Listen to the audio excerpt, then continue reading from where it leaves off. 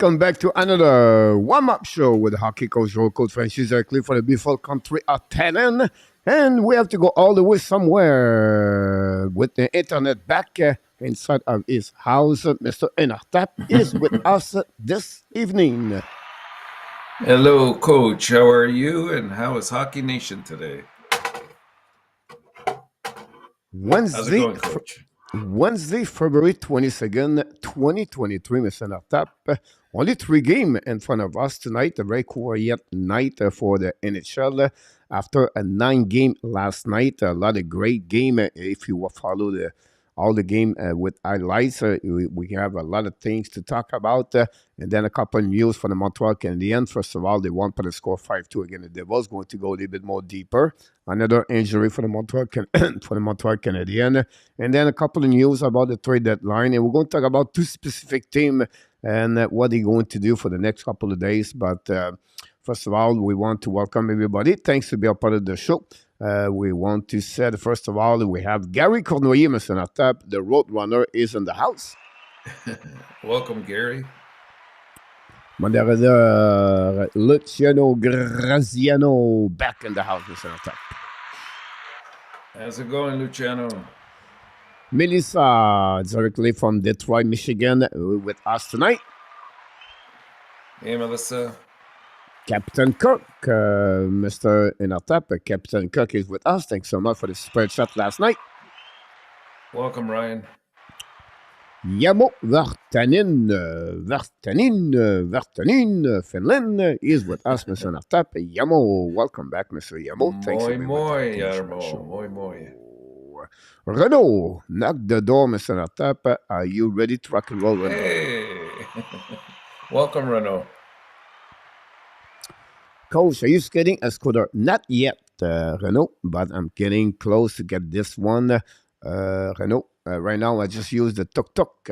The tuk-tuk is 10 baht. It's 30 cents to go all around the place in Pattaya, so I don't necessarily need this at this moment, Renaud, but definitely is on my radar for the next couple of weeks to get that way over there. But great question, by the way. Did the Av fans pick Avs and the Leaf fans pick the Leaf fans? The Leaf team, not really yesterday. And of course, Nick took the Chicago, Mr. ENORTAP, and he was another winner last night, Mr. ENORTAP. From Taiwan, our friend Jeffrey Coury is in the house. Welcome, Jeffrey. Double J is in the house. How's it going, Double J? We hit everybody in the chat so far, Mr. ENORTAP. So don't forget, guys, to click on the likes. That would be great. Oh, we forgot RJ Calabro is in the house tonight. Thanks so much to be with us. How come we forget RJ? And talk Welcome, about RJ. Max Inojosa to a 2-day deal. There we go. That's something promotional, I think. RJ. Yeah. So I'll give us a little bit more time if you want to participate to any prediction of with our warm-up show. That's the email below us. You just send us an email, hnls@warmup@gmail.com. Or if you want to send us any question you want to talk about, please email us. We're going to respond to you definitely about that one. Mr. ENORTAP, 9 games yesterday in NHL. I know you can talk a lot about what's happening, so I would like to hear what pay your attention. Caught your attention last night? Well, I guess one of the games that really, I don't know, was a surprise or not, but it was good to see that Detroit still continuing their strong streak. They defeated Washington in convincing fashion, 3-1. That really puts them in a very good spot now in terms of the standings. If they continue in this fashion, they're going to become very, very relevant in the overall look of things, because they're at 62 points and they only trail Florida by 2 points at this stage right now. And I believe they even have a game in hand. So that's good for Detroit. We had, I thought the Toronto-Buffalo game was really quite a surprise. Not so much the outcome, but the way in which it happened.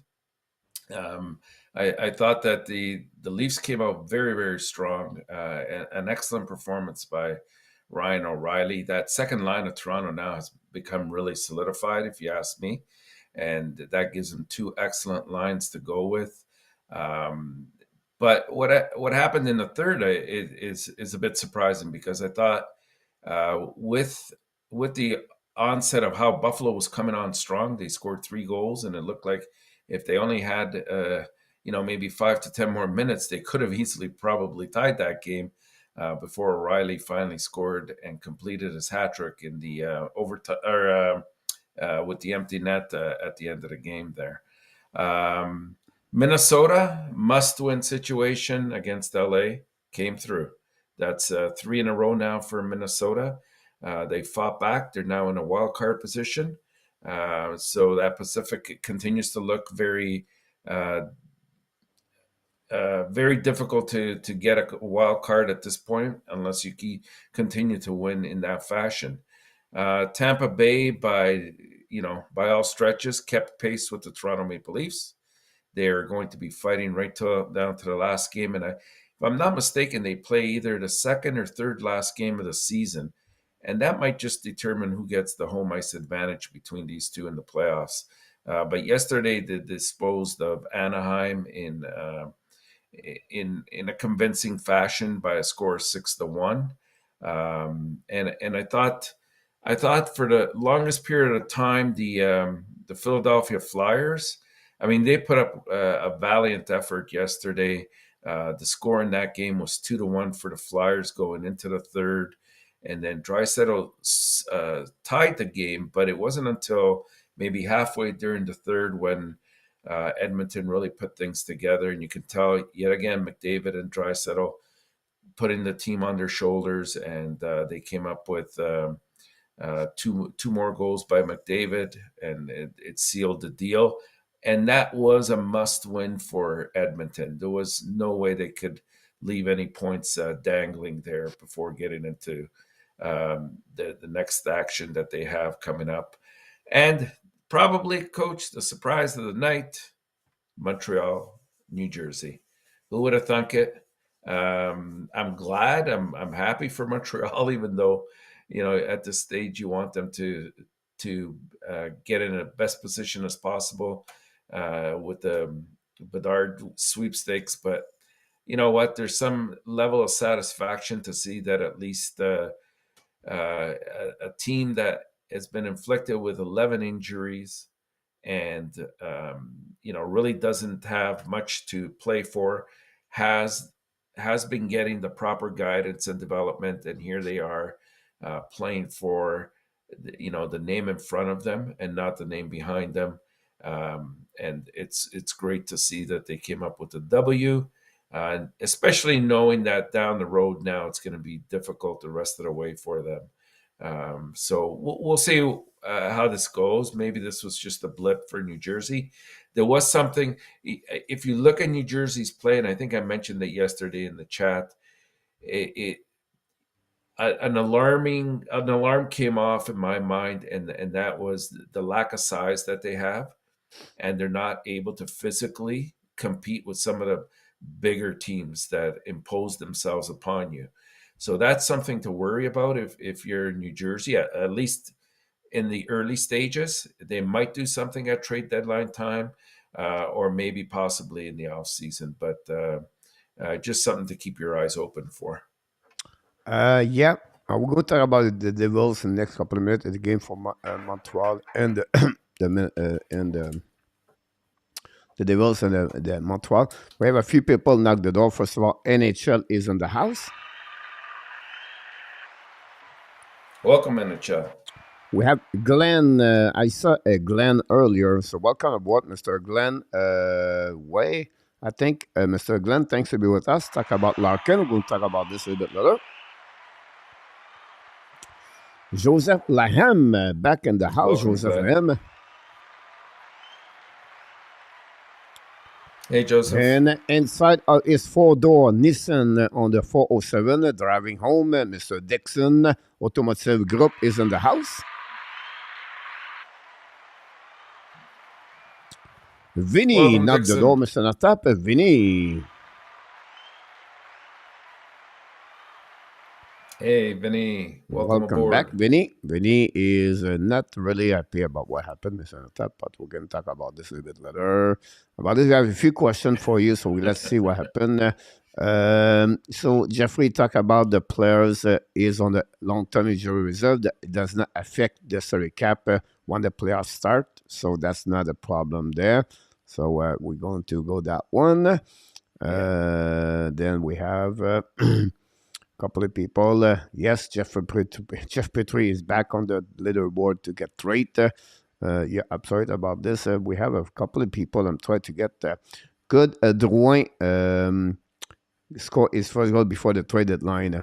Everything is possible, Renault, about this, but we don't know yet if he's going to be a member of the Montreal at the end of the trade deadline.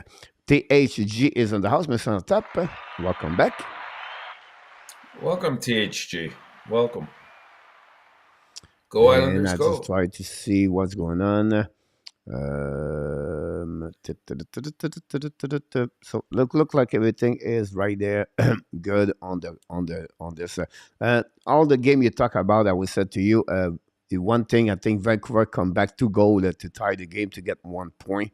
I like the effect, like they still try to win the W yesterday. So I like the fact that Rick Dockett and pack a couple of players over there. So that's good to see Vancouver come back. Then the Minnesota game against the Western Kings, the Minnesota Wild show exactly who they are. It was a really tight game, and they gave everything they can to get that Yeah. W. It was a playoff game last night, physical, no space. It was a great entertaining third period. Whatever you have only one goal, but two goals at the end. But I think it was a really good game to watch. Chicago, the game it was funny because Patrick Kane scored at the end of the game with an amazing, great slap shot over the net, over the top right shoulder. But unfortunately, you have no time. The time was expired, Mr. Tap, after 0.02 seconds. So that's Yeah. happening yesterday. So you have really resumed happening yesterday. All the 9 games we got about this. Then we hunted them. Mr. DH talked to you, Mr. Tap, and Tap said, I'm the commander of the tank battalion. We want them to lose. The new calendars he talked about, so definitely about that one there. The twist of the game, the No, night, no, I Mr. Tap, can't. is Randall Riley, a hat trick 4 point with the new team, the Toronto Maple Leafs. His teammate John Tavares 4 point, 1 goal, 3 assists. And then, yes, I give with Montembeault over Anderson last night for the Montreal Canadiens, a save percentage of 950 and stopped 38 of the 40 shot he faced yesterday against the New Jersey Devils. But we have a couple of players Yeah. have to go yesterday in NHL, like Shemnikov is one of them. But we gave with the Montembeault. Why not? We have a show for the Montreal Canadiens, so why not to give them a score? The game, Why not? Montreal Canadiens, the Devils last night, by the score 5-2. Would like to hear a little bit more what you think about the performance of Montreal Canadiens last night. Well, they didn't, especially if you look at the 5-on-5 coach, they didn't really have a lot of opportunities. I know the score seems a lot more lopsided than what actually happened, but they didn't have a lot of opportunities. They capitalized with the opportunities that they were given, and a couple mistakes that were made by the New Jersey defensemen. So that was I think the real story was Monty. He came up with a brilliant effort yesterday. If he had a couple of odd man situations that he had to face, a breakaway as well, and he really stood on his head and kept Montreal in there. If you looked at I think it was a total of 40 shots or so that he faced in comparison to Vanacek's 17 that he had. And in that second period alone, when Montreal was able to put in 2 goals, if you look at their shots on net, they only had 4 shots. And then again, there you go. Like whatever chances they got, they just made sure that they executed, and that was really the difference in my eyes. Yeah, talk the word opportunist last night. Montreal, it was really opportunist with 5 goals again. One, it was on the empty net from Mike Madison on the bonsai, honestly, 200 feet shot. But in the flip side, I think usually did everything to win that game, but it was just because of Montembeault. 2 breakaway, one from Brendan Smith and one from Dawson Mercer during the second period. When both of them Yeah, get out of the penalty box, ENORTAP, and they won on the breakaway, and Montembeault stopped both of them. So that was a big moment of the game for the Montreal to not give that extra goal could change the momentum of the game. I would say just one thing about that. I think I a little bit disagree about the fact like the Devils because they dominate the game.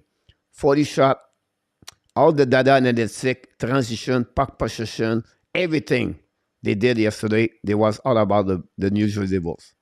So the only reason they lost yesterday is because of two things. Vanecek cannot make the big save, and the opponent corner, it was Montembeault, played maybe his best game of the season for the Montreal Canadiens. So other a normal average performance, a goaltender last night, the Devils beat the Montreal Canadiens yesterday because on every facet of the 80% face off, and you can yeah, check it was just about the Devils. So I think for me, Devils did not show the outcome does not show the Devils who they are. For them, it's just a bad game for the goaltender Vanecek versus this. Now we understand they are missing maybe another extra forward physical. Everything we know they are light a little bit, but the fact if they can continue to get the puck possession, that will helping them. I think they maybe want to add a defenseman at the back over there for New Jersey Devils, but I wouldn't be worried if I'm the fans for the Devils right now with the performance last night. It's just like you're going to have those kind of games on the season where the opponent goalie just stop you completely and you can do anything about that. The proof the night before, Connor Alibach did the same thing again in New York Rangers. It's just yeah, yeah. Yeah, you're right. That definitely did happen. I was just remarking more about how Montreal was able to keep him mostly on the periphery. They didn't get too many great, besides obviously the breakaway and stuff like that. They didn't really get too many opportunities down the middle of the ice. I think Montreal did a great job of closing that down and just giving them the outside to skate. And they kind of neutralized a little bit their speed, I thought, which was good because if you look at the previous game that they played against Toronto, I thought Toronto was all over Montreal, especially in that third period. They kept dumping the puck in and forcing the defense to make errors. And yesterday, our defense really stepped up. I mean, isn't it great to see Justin Barron starting to emerge now? You see a different level of confidence in his play. And I think, if I'm not mistaken, I think we had three defensemen that scored yesterday: Matheson, yep, Justin Baron and Barron, Kovacevic. and Kovacevic. That's right.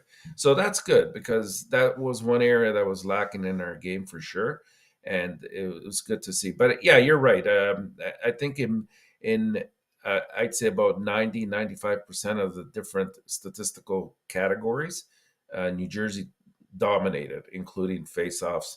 The only thing that I saw is they weren't playing a very physical game, and Montreal was a little bit better in that regard. So Yep, it was great good comment to about see for this. First of all, Montreal. for the defensemen, I just want to add a little bit more.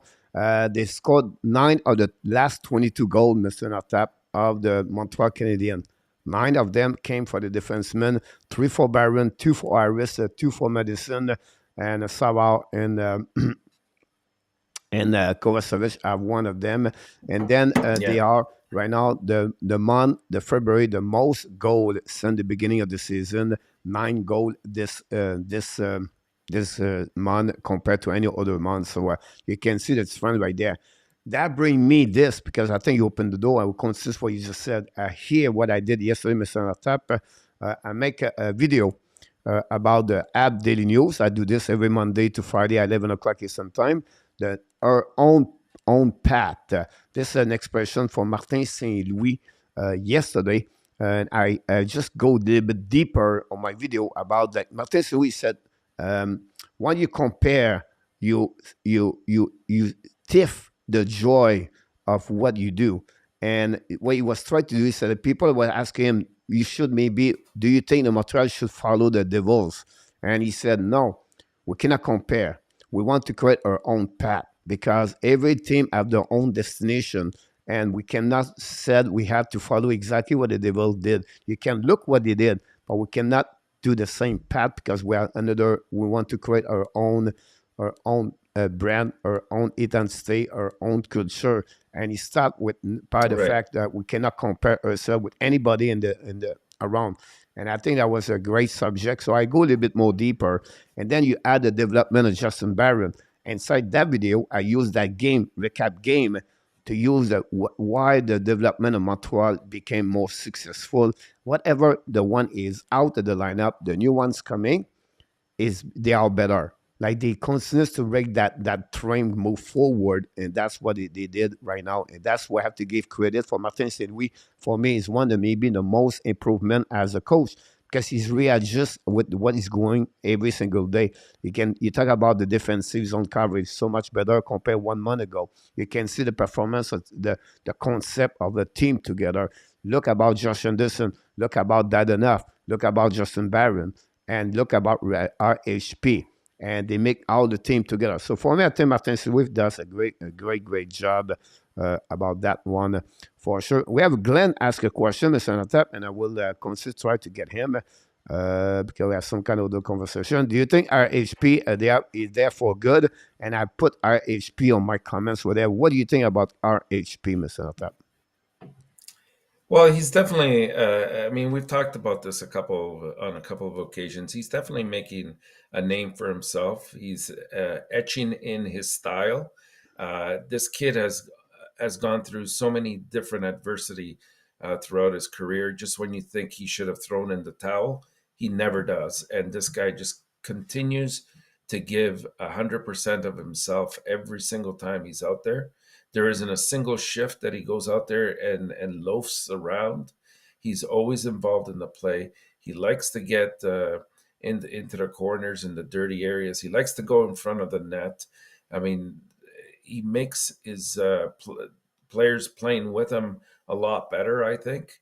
And personally, I think that there has to be, a serious consideration to keeping him up next year as well. You definitely need somebody, especially on possibly your third line, that plays that way.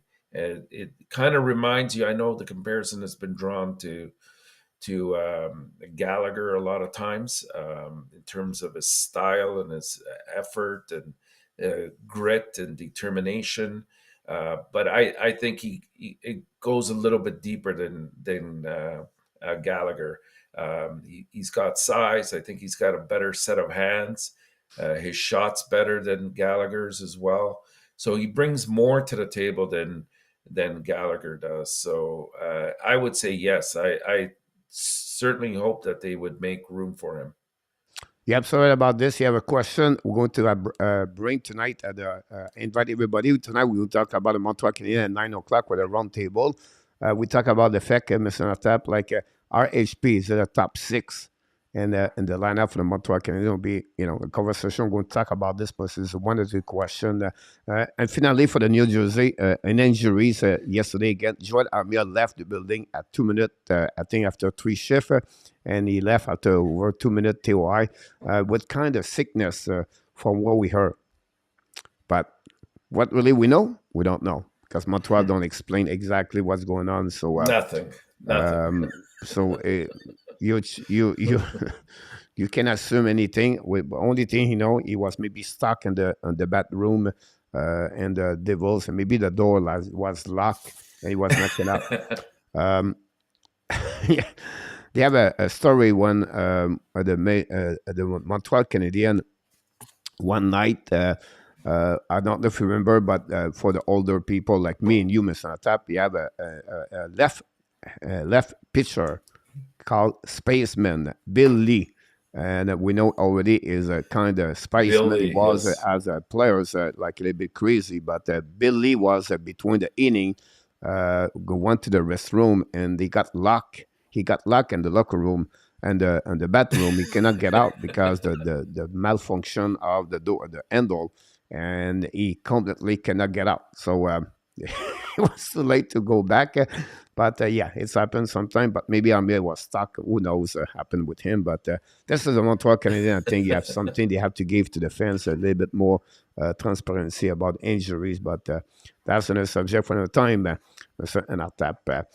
Should the AB for start sure. RHP over the Sakowski to start the year, given the difference at the point per game and the fact Rafsky is 5 years old, RFA 5 years older, Mr. ENORTAP?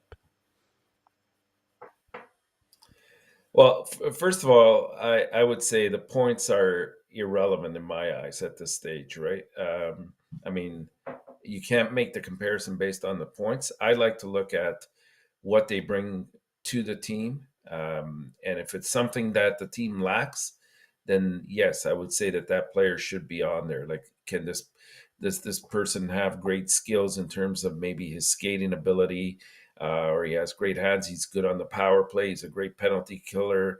He wins faceoffs, whatever the case might be. So you analyze it from that perspective. Yes, he is 4 or 5 years older than Slavkovsky, and we can all play Monday night quarterback and say, you know what, maybe we shouldn't have kept Slavkovsky up here during the course of the year. Look at what happened with Justin Barron. We sent him down. He didn't have a good preseason. We sent him down. He got his confidence back. Now he comes back, and now he's kind of adopted the attitude that I'm not going to be sent down ever again. I learned my lesson from what happened at the beginning of the year. And so maybe something like that could have helped Slavkovsky out as well. I don't know. But when you're the number one pick overall, it's dicey because sending him down sometimes doesn't necessarily correlate to this guy's going to be developed better. And the reason why I say that is because you become a target once you're down in the AHL, or you're back at Laval or wherever the case might be, and people are taking pot shots at you if you're not careful. And the way he hasn't adapted to that yet would have worried me. So it's difficult to say is my sort of encapsulation of the situation. But yeah, maybe Slavkovsky would have benefited a little bit more by going down. Yeah, so the question was, and it was like, why the RHP was not there. I will tell you why. Because if you go back in September, he have a very bad training camp, RHP. Yes, That's the first thing. Secondly, he did not start very well in Laval Rocket. It took him about 6 weeks before he started to become the same he was the year before that. So put is the all together, you have no, and then you have no spot if you think about that. Like, and if he was in the lineup for roster, yeah, Sakowski was not the top nine over there. Sakowski was part of the 14th forward at the beginning. So you have still have two more players over yeah, RHP before that. So it's not compare Sakowski or, and it's just made the RHP, could he deserve a spot in the lineup roster in October? I would say no, because the performance he did at training that's it. camp was not very good. That would be my best way I can describe that one over there for this. And then the app would have gave 2 hours press conference just to give update about the injuries about this Gary Absolute. That would be interesting. Yeah, Renaud talk about how can Pessoa develop playing only 8 minutes a game. It could be the next Chris Nyland giving more to I. I don't think so. I thought um, Petzetta brings a certain amount of energy to the game, no doubt about that. I thought last year he brought more than he did this year. It wasn't until RHP came up that he started to really gel with his team, and his line in particular. But I don't even know, if there's going to be room on the roster for him next year. I'll be honest with you. As much as I like Pizzetta, and I've always thought very highly of him in terms of what he brings, it's going to be hard for him to crack the roster next year. Yeah, I agree with you. I think is you see the limit of Pesada right now, and unfortunately, Yeah, that's the reality about this. Um, what you said, Pesada can become or is like Chris Nyland. It's like it's a little bit not good for Chris Nyland to hear that because it's like you compare RHP like for Mario Lemieux. Like why RHP have yeah, more minutes, exactly. right?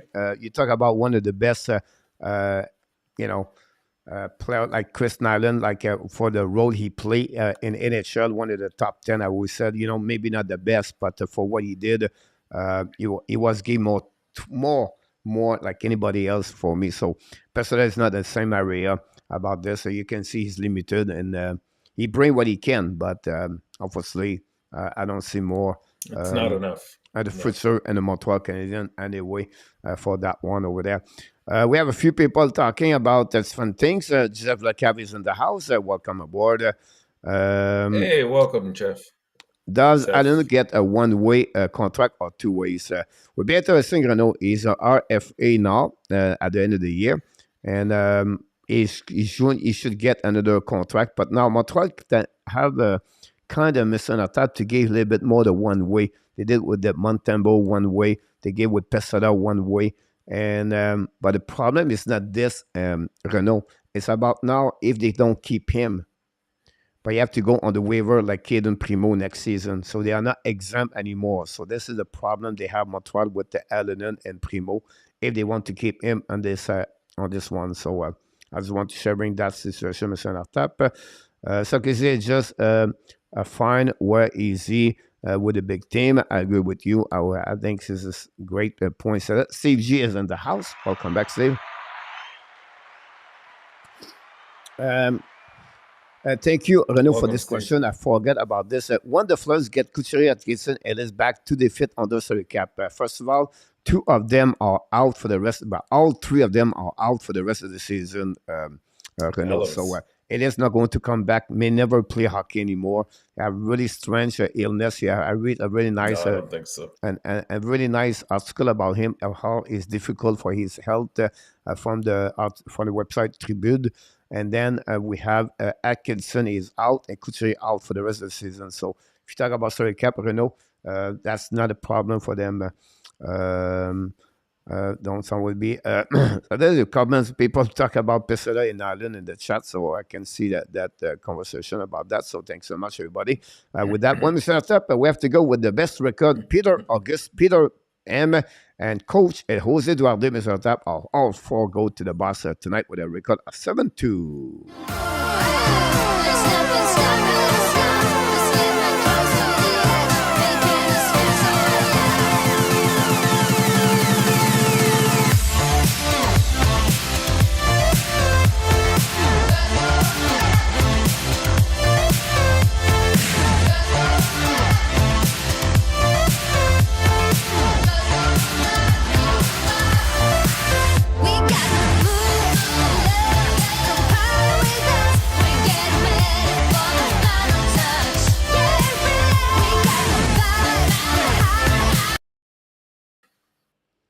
That's called a long bus, Mr. Tap. I don't go often in the bus, so I take advantage of that You one. enjoyed the ride, did you? On that one over Oh, at there. my So expense. that's At my happening for the bus, expense. Mr. Tap. But when we talk about the bus, we have to go to opposite side, Mr. Tap, and we have to talk about the jail, Mr. Tap. And unfortunately, we have one person go to the jail at the Danny County jail. And then we have to mention this one for sure. And then we have to go with the jail. But unfortunately, he thought he was going to be there last night and he did not go. And he said, I'm so happy about this. I don't have to go there. And we said, yes, you're absolutely right about this. But unfortunately, tonight, you have no choice, Mr. Vinny 007. You are the one, but the only one go there, That's it, Mr. Vinny. Natap. So maybe it's time to put him and lock him up, Mr. Natap. Put him in solitaire. Let's go. Ouch. Ouch, Vinny. Enjoy your time over there for 24 hours. That's what we got, Mr. Antap, from him. Before that, Mr. Antap, we have a couple of news around the league, but the first one I want to mention to you, the Vegas Golden Knight and the Arizona Coyotes make a trade. Disson and Mayo got trade from the Arizona to the Vegas Golden Knight. And do you know what's involved with that trade, Mr. Antap? Who was involved with it? Shea Weber. No, I'm not. Shea Weber Oh, trade right. Yes, uh, yes. to the Yeah, Vegas to the Arizona Coyotes, and he got also a sixth-round pick or a fifth-round pick in return with Mayo. Mayo was already sent to Anderson Silver Knight and American Athletic. So Shea Weber now for another time is going to be with Arizona Coyotes. So really interesting what happening about that, Mr. Enartap. yeah. I think we're going to see a lot more of that, Coach. Probably a lot of these contracts that get put onto the LTIR by opposing teams that are looking to acquire or to relieve some cap space so that they can acquire somebody. Like the most recent one I heard is probably somebody picking up Paul Byron from Montreal so that they can put him on the LTIR, create space. We take back a contract that expires maybe in a year or so, or at the end of this year, and you also get a pick with it, or whatever the case might be, and that team can pursue a player that they're really after. So we'll see if that comes to fruition at the trade deadline time. It's interesting. Yeah. So I just want to go a little bit more because I had that kind of question from Ellen. Ellen K, welcome back. So here's the point behind that. So why the Arizona does this? Because if ever they trade Chikram, Bugstad, or any other players, they are a little bit worried to go under the salary cap. The minimum is a 61 The point floor. something $1 million. So with the Yeah, contract of Weber, he's not on the long term injury reserve. They will use him as and inside the team right now to grow their salary cap from 61 to $71 million. So they have no worry about right, if ever someone leave to be under the salary cap. They cannot do that. So this is just a situation for the Arizona. That costs them Mayo in return. So back to Ellen's right, question when she said, why not price a Baron? That was cost Montreal Canadian and that's set go with that part over there. And right now, there's not hurt the Montreal Canadian with carry price. It's like it's not big deal. It's not like you put their situation like an Igio party or whatever it is because they always max their salary cap. So they always close at $82.5 million. You want to be sure your team is very close to the 82.5 so they can use the max of your long-term injury reserve. So I don't want to go deep, but that's the reason. Now, he could use it if he need the opponent, another team want it, but Montreal does not like to give asset because that cost Mayu to do that for the Vegas Golden Knight yesterday to get, the contract of Weber to be over the under the or over the minimum limit. So sorry, cap Mr. Tap. So I just want to sharing that one over there. Don't forget, guys, to click on the like. That'd be great. But expect at some point, Mr. Tap, until the trade deadline, where can use some kind of contract like this, but for pick yeah, up a bad contract like he did with Sean Manel. So maybe get Greg Smith example from the Boston Bruins at $3.5 million. They can maybe make a maybe not the check because of the situation, but another bad contract in NHL and return to satisfy the other yeah, team to become a three-way and become another draft pick at third, fourth, or fifth for the upcoming draft, Mr. Natap. yeah. Well said.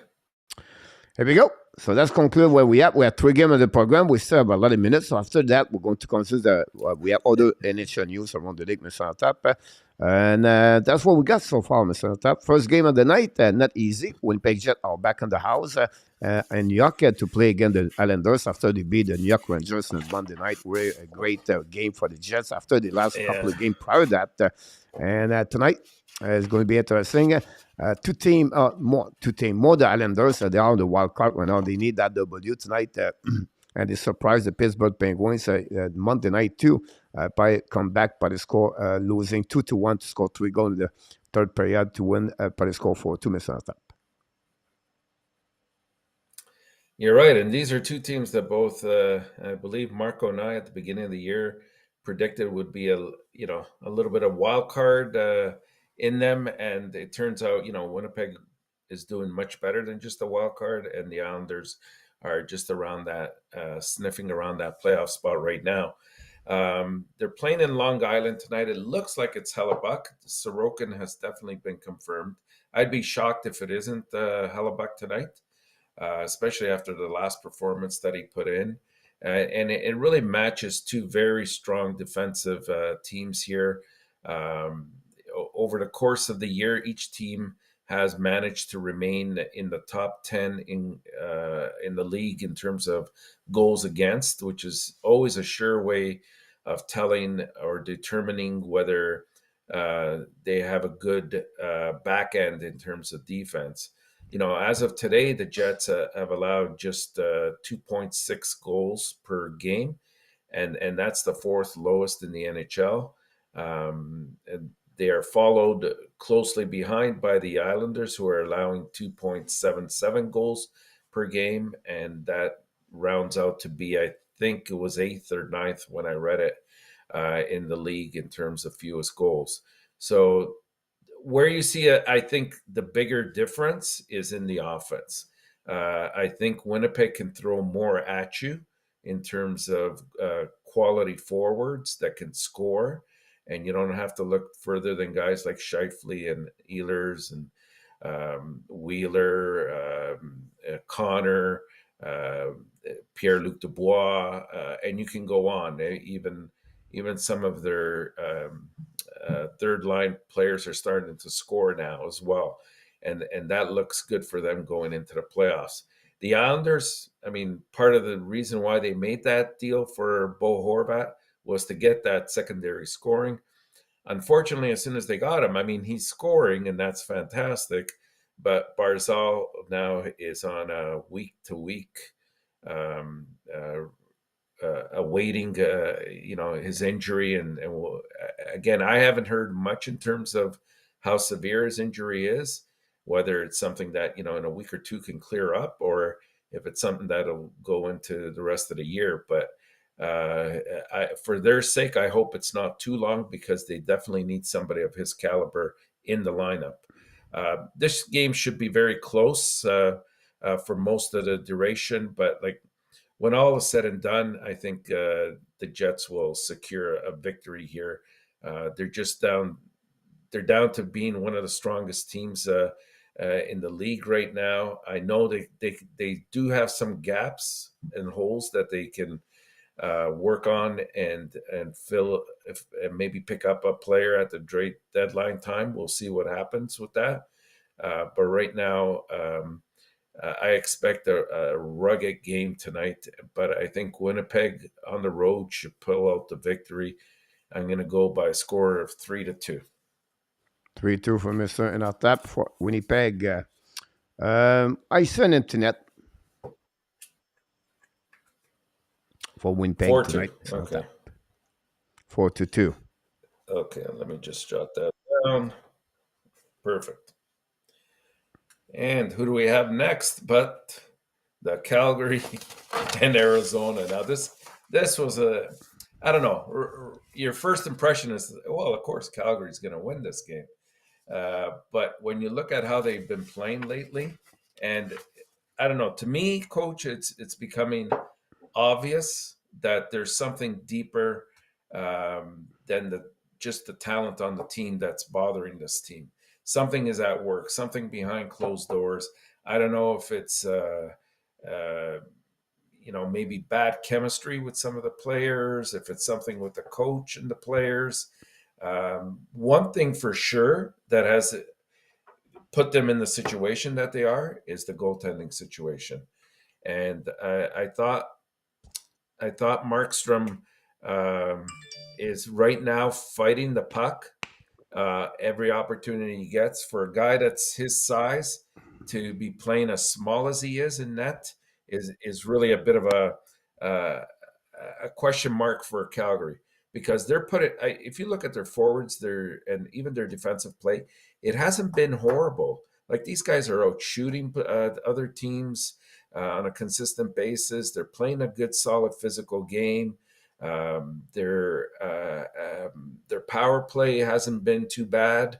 It's just that they don't have, it seems to me they don't have that natural leader that can come out and pull them by the shoestrings. And you would expect somebody like Markstrom to be that person, and he just hasn't filled the bill to this stage, anyways. Arizona, well, they're at home. They have confirmed that Velmelka is in net tonight. So that bodes well for them. They've been playing extremely well at home. They've defeated, some really good teams at home. Like they've played the Islanders, they played the Leafs, they played Colorado. All these guys they defeated. Boston, no, not Boston. I think it was Carolina that defeated at home as well. There were about 6 or 7 quality teams, the Rangers, and they came out on top. The difference being those teams at that time, the 2 points wasn't a huge thing. You look at Calgary tonight, and right now they're in a fight for their lives. They're sitting outside of a wild card. They trail Minnesota by 4 points, and they have no games in hand. So this is an absolute must for Calgary to win, and that's the reason why I'll take them, because I usually like to go with Velmalka, especially at home. But you put that together with the fact that Calgary's 8-2 in the last 10 meetings with Arizona, and you put the urgency that this is a must-win situation. I'll go with Calgary tonight and by a score of 3-2. 3-2, Mr. Tap. You stuck with the same score tonight. 3-2. 4-3 Calgary, Mr. Tap. 4-3, okay. And that takes us to the last game of the night. Yep. Our wonderful Chicago Blackhawks. I know where Nick is going with this one. Against Dallas. And what can you say? It looks like it's Ottinger against Stauber tonight. Now the Hawks earned a huge win over the Golden Knights last night in Chicago. Didn't really think they could pull it off, but congratulations to them for having done that, and in the fashion in which they did it too, which was remarkable. The Stars, they come into this game as losers of 4 straight games, so they're going to have a chip on their shoulder. But they're a team that's strong on both ends of the ice, and they still remain on top, despite the 4-game loss. They still remain on top of the Central Division standings.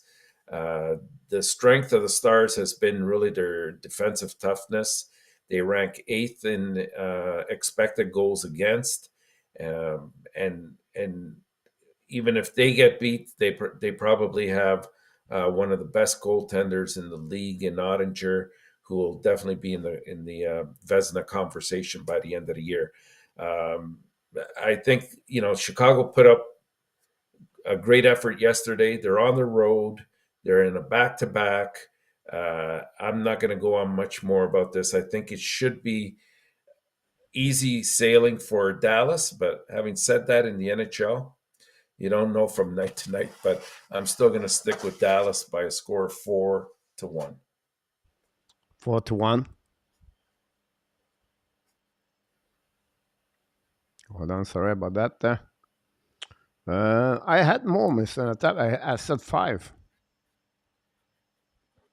Yeah, it's possible. I really see Dallas dominating this game. Yeah. But Slobber's has been playing fairly well, so We have the double T is in the house, and in Chicago, Nick is in the house, and Danny T knocked the door. Welcome all 3 together. Thanks to be with our Canadian show. Just want to answer back to welcome Ellen. everyone.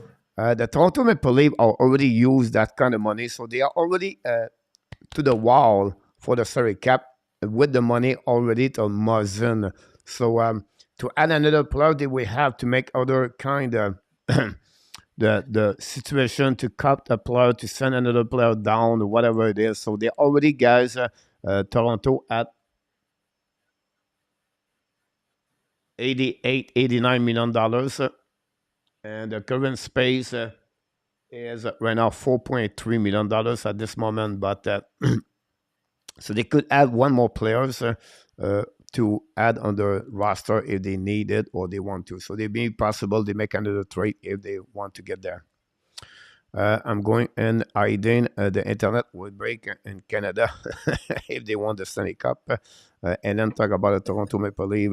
So that's what happened. It's a bit difficult for the salary cap if you really not into it to understand all the rules, Mr. Natap. Everything go around the salary cap in NHL.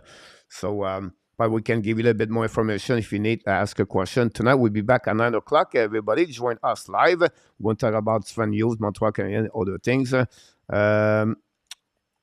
I want to talk about Montreal Canadiens. We confirm, or it's not confirmed, but from Elliot Philman, Emerson and Monen are out of the trade leaderboard, Mr. Natap. The team Montreal announced to all the rest of the league they are not going to trade both of them. Are you shocking or surprised? Uh, Edmondson, no, I'm not surprised with Edmondson because that's with either one. I'm not surprised only because of the injury element. I think it's tough for a team to take a risk, not knowing if the player is going to be able to indeed help them out, and you know that the price tag for them was not going to be cheap. So you really have to think long and hard before you make a trade like that. And I'm surprised that maybe teams are calling, yes, but they're probably not offering very much. And so, given that situation, why give them away for nothing right now? Maybe you do something in the summer at the draft table when you know that they're absolutely healthy, and it might bring you back. I mean, if Gordon and Hughes don't get that third first rounder uh, at the trade deadline time, they still have opportunity to get it at the draft through trades like they kind of did last year with Doc and so forth.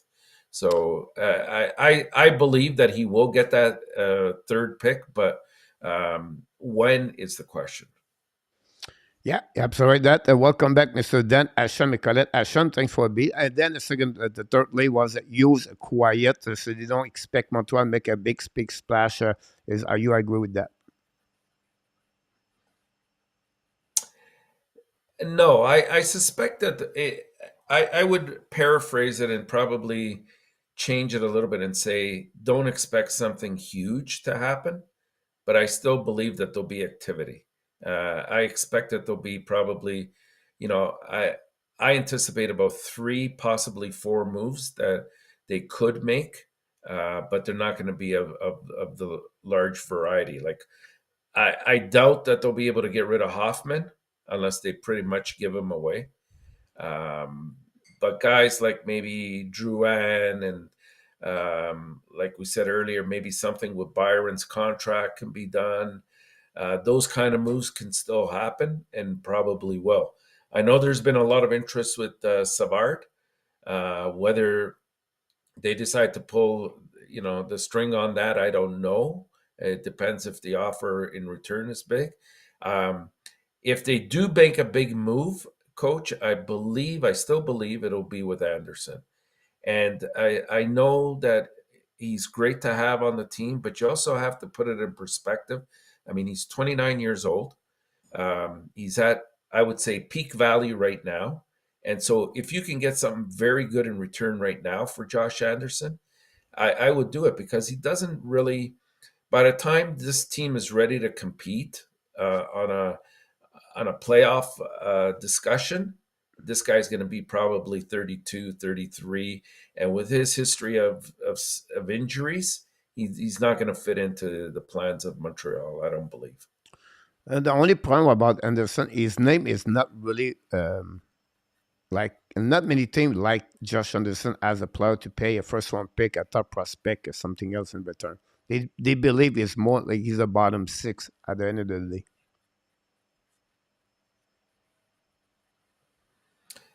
Well, if a team can put him in their bottom of the sixth, coach, that's going to be great, I think, for them. Like he's not going to be anybody's number one uh, uh, But or carry on a plan five A point five million on their dollars list. bottom But six, once you that's the start seeing problem some of the behind that for 4 more years. Yeah, that's the issue. Yeah, Second thing you're is the right. injuries come with that part It's of the there. money. It always is.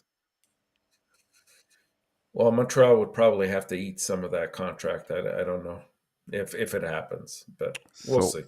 would be interesting to see that about that. You have a good game yesterday against Josh on the same. You have a really good man with the Montreal. Saying he played the first line with Zuski and RHP, and he played on power play, so you can see a little bit more the deeper of Anderson. But again, he's a scorer, 20 goal, 23 goal per year.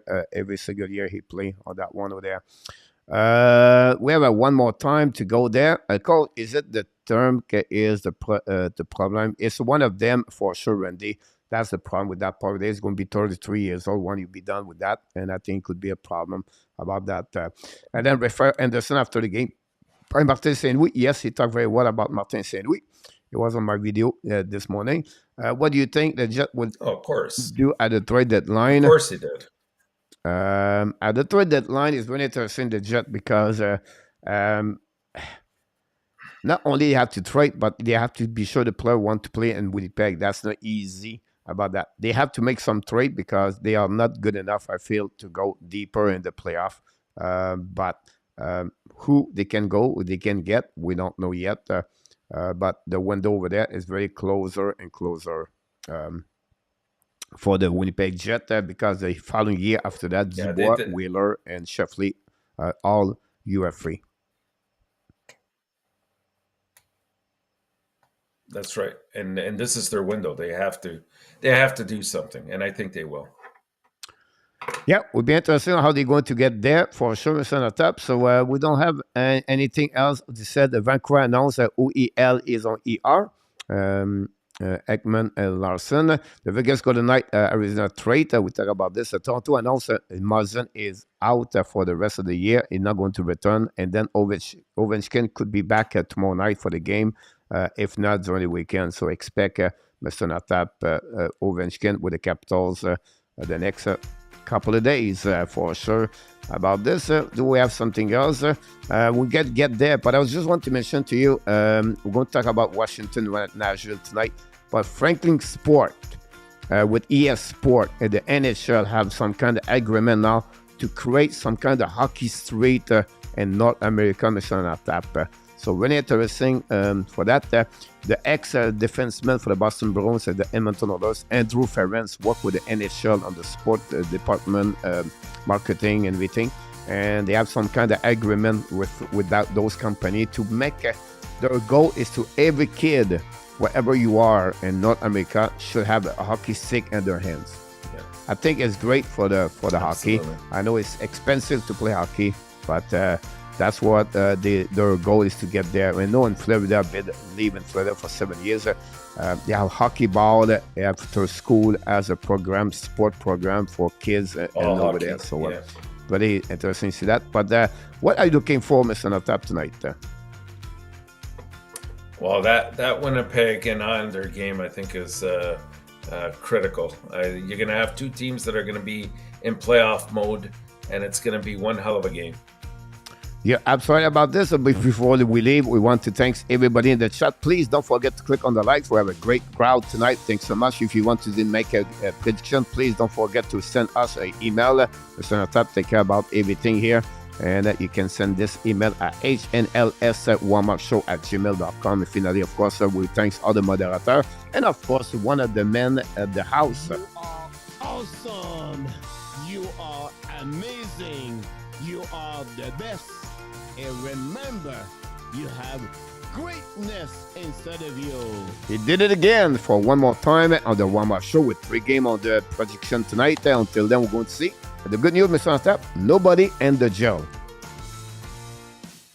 Okay, we'll see. That's right. Only 3 games. Only 3 games. That's the Deloitte Smith rules, 6.4 Article B and 3, I believe. It's a bit confusing, but we can talk about this another time. Mr. ENORTAP, we wish you, before you leave, be well, be healthy, find a way not only dominate your day, find a way to dominate the first half of what? You're 2023. You did it again. Have an amazing, great night, Mr. ENORTAP, and the rest of the people. Come back at 9 o'clock p.m. for another great show of the Ab Nation Live Tonight Show. Sounds great. Good night, everyone. Good night, Coach.